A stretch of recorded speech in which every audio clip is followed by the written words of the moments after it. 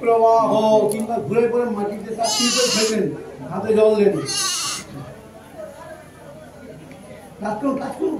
ফেলুন ওই হাতে জল দেন, ধরুন এইটা ধরতে পারবেন। বাঁধটা মাটিতে এইভাবে রাখুন। বিষ্ণুর দেবতা জ্যোতির্চন্দ্র অগ্নির দেবতা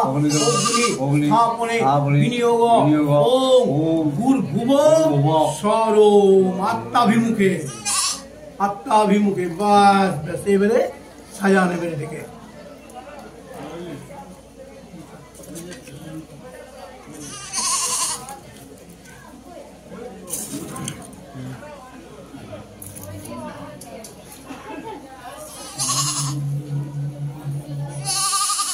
জাম করবেন না, হালকা হালকা দেন।